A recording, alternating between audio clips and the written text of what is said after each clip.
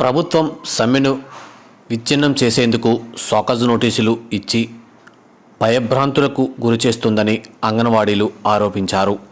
Kapileswarapuram ICDS project ఎదుట బుధవారం అంగన్వాడీలు ధర్నా నిర్వహించారు. ఈ సందర్భంగా అంగన్వాడీలందరూ తమకు ఇచ్చిన షోకాజ్ నోటీసులకు తిరిగి జవాబు ఇస్తూ అధికారులకు ఆయా లేఖలను అందజేశారు.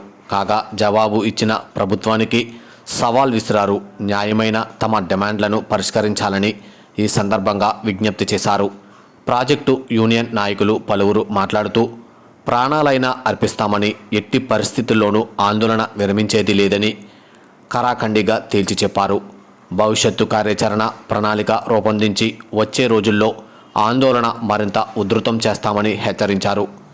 అక్కడికక్కడ ఆమరణ నిరాహార దీక్షలు చేపట్టిన ప్రభుత్వానికి ముచ్చెమటలు పట్టిస్తామని సవాల్ విసిరారు. ఈ కార్యక్రమంలో అంగన్వాడీ వర్కర్లు, ప్రాజెక్టు అధ్యక్షురాలు ఎం బేబీ, ప్రధాన కార్యదర్శి P Ranidevi, D Adilakshmi, S Krishnakumari, Janakidevi, వజ్రాలు, వందలాది అంగన్వాడీలు పాల్గొన్నారు. పలువురు అంగన్వాడీ నాయకులు, అంగన్వాడీ పెద్ద సంఖ్యలో పాల్గొన్నారు. ప్రభుత్వానికి వ్యతిరేకంగా నినాదాలు చేశారు.